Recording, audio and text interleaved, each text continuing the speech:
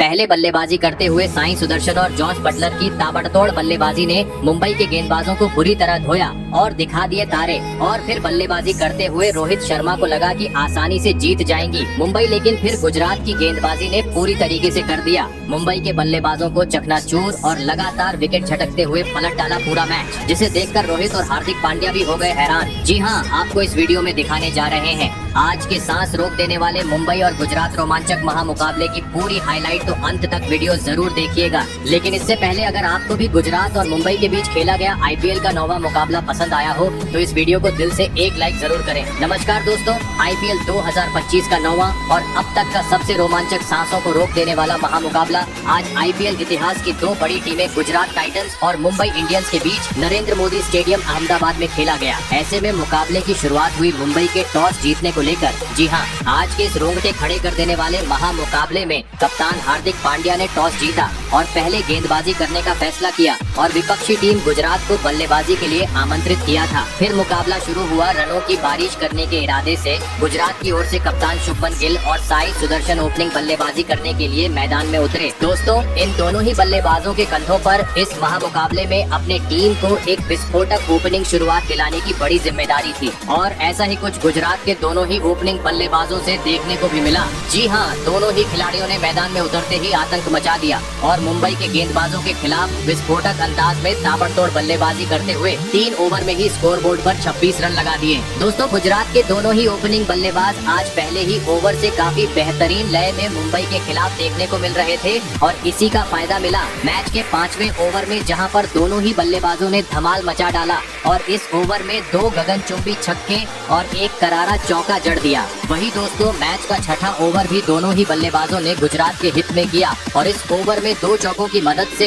20 run बटोरते हुए power play का 6 over का खेल खत्म होने तक टीम को 66 रनों तक पहुंचा दिया। दोस्तों, बिना किसी विकेट गंवाए गुजरात के ओपनिंग जोड़ी ने आज टीम को पावर प्ले में एक धाकड़ शुरुआत दिला दी थी, लेकिन अब मैदान में मौजूद शुभमन गिल और साई सुदर्शन के कंधों पर जिम्मेदारी थी कि पावर प्ले के बाद भी अपनी यही बल्लेबाजी जारी रखें और ताबड़तोड़ अंदाज में टीम का स्कोर आगे बढ़ाए। लेकिन दोस्तों, पावर प्ले के बाद अचानक से गुजरात की रन गति काफी धीमी हो गई और अगले 2 ओवर में दोनों ही बल्लेबाज एक भी बड़ा शॉट लगाने में कामयाब नहीं हो पाए, जिस कारण अब मुकाबले में पहली बार गुजरात की टीम दबाव महसूस करने लगी थी और दोस्तों, इसी दबाव का फायदा उठाया मैच का 9वां ओवर लेकर आए मुंबई के कप्तान हार्दिक पांड्या ने, जिन्होंने ओवर की दूसरी ही गेंद पर ओपनिंग बल्लेबाज शुभमन गिल को नमन धीर के हाथों कैच आउट करवाते हुए गुजरात को पहला झटका दे दिया। आपको बता दें, शुभमन गिल मुंबई के खिलाफ 38 रन की पारी खेल आउट हुए। ऐसे में पहला झटका लग जाने के बाद अब गुजरात की ओर से मैदान में उतरे विस्फोटक बल्लेबाज जोस बटलर और आते ही एक गगनचुंबी छक्का और एक तेज तर्रार चौका जड़ते हुए उन्होंने अपने पारी का आगाज किया और कुछ ही देर बाद टीम को 100 रन के पार भी पहुंचा दिया। दोस्तों, बटलर के मैदान में उतरने के चलते अब एक बार फिर गुजरात तेज गति से आगे बढ़नी शुरू हो चुकी थी, क्योंकि बटलर हर खराब गेंद का बेहतरीन तरीके से समाचार लेते हुए समय समय पर बड़े शॉट जड़ रहे थे। लेकिन दोस्तों,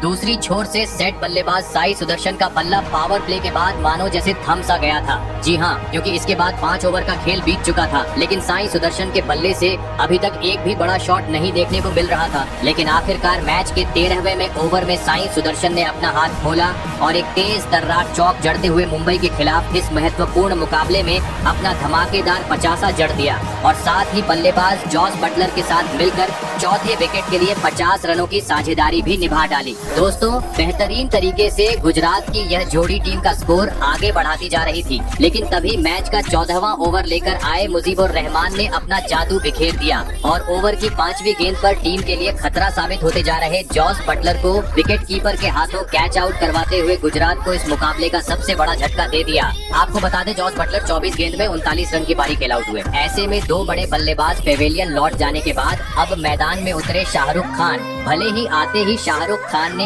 एक गगनचुंबी छक्का जड़ा, लेकिन दोस्तों, बेहतरीन शुरुआत मिलने के बावजूद वह अपने पारी को ज्यादा वक्त तक आगे नहीं बढ़ा पाए और 16वां ओवर लेकर आए। हार्दिक पांड्या की गेंद पर बड़ा शॉट खेलने के चक्कर में बाउंड्री पर कैच आउट होते हुए अपना विकेट गवा बैठे। आपको बता दें, शाहरुख खान आज टीम के लिए मात्र 9 ही रन की पारी खेल पाए। दोस्तों, गुजरात के 3 धाकड़ बल्लेबाज अब पवेलियन की राह पकड़ चुके थे। ऐसे में अब मैदान में उतरे घातक बल्लेबाज शरफेन रदरफोर्ड जरूरत थी। रणों की बरसात करने की, क्योंकि अब महज अंतिम 4 ओवर का खेल बाकी था। और दोस्तों ऐसी ही कुछ झलकियां दोनों ही बल्लेबाजों से मैच के 17वें ओवर में देखने को भी मिली, जहां पर दोनों ही बल्लेबाजों ने अपना असली रंग दिखाया और इस ओवर में 2 गगनचुंबी छक्के और 1 करारा चौक जड़ दिया। वहीं अगले ओवर की पहली गेंद को भी शरफेन रदरफोर्ड ने सीमा रेखा के पार पहुंचा दिया। दोस्तों गुजरात की बल्लेबाजी इतनी विस्फोटक हो रही थी कि पवेलियन में बैठे शुभमन गिल भी अब तालियां बजाने को मजबूर हो चुके थे। लेकिन दोस्तों शुभमन गिल अपनी इस खुशी को ज्यादा वक्त तक बरकरार नहीं रख सके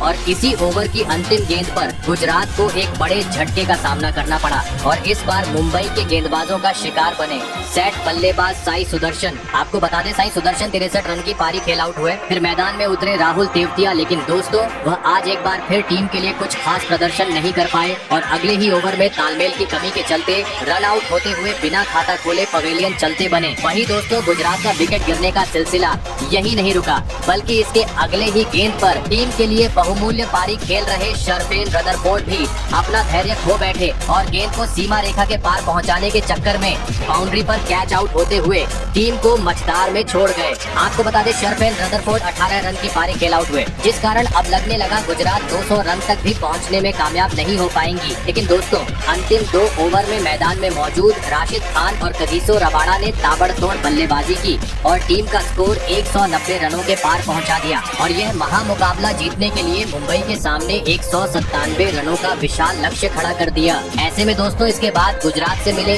197 रनों के लक्ष्य का पीछा करने मुंबई की ओर से हिटमैन रोहित शर्मा और रायन रिकेल्टन बल्लेबाजी करने के लिए मैदान में उतरे।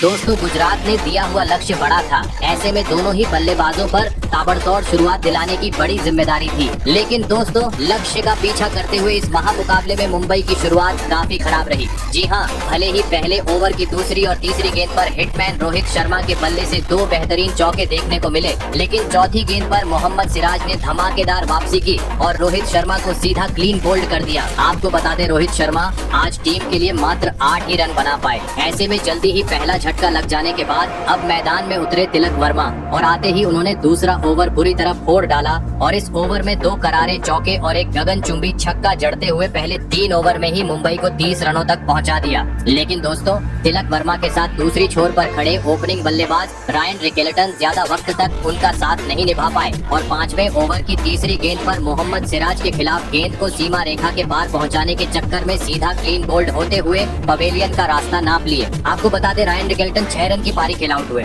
दोस्तों पावर प्ले में ही 2 बड़े बल्लेबाज आउट होने के बाद अब मुंबई की ओर से मैदान में उतरे विस्फोटक बल्लेबाज सूर्य कुमार यादव और आते ही एक गगनचुंबी छक्के के साथ उन्होंने अपना खाता खोला और पावर प्ले 6 ओवर का खेल खत्म होने तक टीम को 48 रनों तक पहुंचा दिया। दोस्तों रोहित शर्मा और रायन रिकेल्टन के पवेलियन लौट जाने के चलते पावर प्ले में ही मुंबई के बल्लेबाजों पर दबाव काफी बढ़ चुका था, लेकिन गुजरात में दिए हुए लक्ष्य के करीब पहुंचना था। तो अब मैदान में मौजूद सूर्य कुमार यादव और तिलक वर्मा को अपनी जिम्मेदारी को समझते हुए विस्फोटक अंदाज में तेज गति से बड़ी पारी खेलना जरूरी था। और दोस्तों ऐसे ही कुछ झलकियां मैच के 7वें ओवर से देखने को भी मिली, जहां पर दोनों ही बल्लेबाजों ने अपना असली रूप दिखाया और इस ओवर में एक गगनचुंबी छक्का और एक करारा चौका जड़ दिया। दोस्तों मुंबई की रणगति अब एक बार फिर पटरी पर लौटती हुई नजर आ रही थी, क्योंकि अब खराब गेंद पर दोनों ही बल्लेबाज समय समय पर कभी चौका तो कभी छक्का बटोर रहे थे, जिस कारण काफी बेहतरीन तरीके से मुंबई अब आगे बढ़ती जा रही थी। लेकिन तभी मैच का 12वां ओवर लेकर आए प्रसिद्ध कृष्णा ने मुंबई की इस जोड़ी को तोड़ दिया। जी हाँ, और ओवर की तीसरी गेंद पर तिलक वर्मा को राहुल तेवतिया के हाथों कैच आउट करवाते हुए मुंबई की मुश्किलें और बढ़ा दी। आपको बता दें तिलक वर्मा 39 रन बनाकर आउट हुए। ऐसे में अब मुंबई की ओर से इम्पैक्ट प्लेयर के रूप में मैदान में उतरे रॉबिन मिंज, परंतु दोस्तों गुजरात की घूमती हुई गेंद के सामने बहुत ज्यादा वक्त तक क्रिच पर नहीं टिक पाए और एक ओवर बाद ही ईशांत शर्मा को एक आसान सा कैच थमाकर पवेलियन का रास्ता पकड़ लिए। आपको बता दें साई किशोर ने रॉबिन मिंज को 3 रनों पर आउट किया। दोस्तों मुंबई के लगातार विकेट गिरते देख पवेलियन में बैठे कप्तान रोहित भी अब काफी परेशान हो चुके थे। वहीं मुंबई के प्रशंसक भी अब टेंशन में थे। ऐसे में मुंबई की ओर से मैदान में उतरे कप्तान हार्दिक पांड्या, जिनको आज एक चमत्कारिक पारी खेलते हुए टीम को मुश्किल घड़ी से बाहर निकालने की जिम्मेदारी थी। लेकिन दोस्तों, विकेट गिरने का सिलसिला रुकने का नाम ही नहीं ले रहा था। जी हाँ, क्योंकि मैच के 16वें ओवर में मुंबई को और एक बड़े झटके का सामना करना पड़ा और इस बार गुजरात के तूफानी गेंदबाजों का शिकार बने विस्फोटक बल्लेबाज सूर्य कुमार यादव। आपको बता दें, सूर्य कुमार यादव 28 गेंद में 48 रन की पारी खेल आउट हुए। दोस्तों, सूर्य कुमार यादव के विकेट के चलते मुंबई पूरी तरीके से अब बैकफुट पर आ चुकी थी। ऐसे में अब यहाँ से मुंबई को जितना था तो पूरी जिम्मेदारी कप्तान हार्दिक पांड्या के कंधों पर थी। लेकिन मैच के 17वें ओवर में मुंबई की आखिरी उम्मीद यानी हार्दिक पांड्या भी गलती कर बैठे और मोहम्मद सिराज को एक आसान सा कैच थमाते हुए मुंबई को मझदार में छोड़ गए। आपको बता दें, हार्दिक पांड्या आज टीम के लिए मात्र 11 ही रन बना पाए। ऐसे में दोस्तों, अब मुकाबला अपने अंतिम 2 ओवर में जा पहुंचा था, जहां पर मुंबई को अब 12 गेंद में 63 रनों की जरूरत थी। मैदान में मौजूद थे नमन धीर और मिचेल सैटनर, जहां पर इन दोनों ही बल्लेबाजों ने अंत तक बल्लेबाजी की और विस्फोटक शॉट भी जड़े। लेकिन शुरुआती बल्लेबाजों के खराब प्रदर्शन के चलते वह टीम को जीत दिलाने में पूरी तरह नाकामयाब रहे और अंततः गुजरात में यह महामुकाबला 36 रन से अपने नाम कर लिया। तो दोस्तों, गुजरात की जीत का असली हीरो आज के मुकाबले में आप किस खिलाड़ी को मानते हो, कमेंट करके जरूर बताइएगा। धन्यवाद।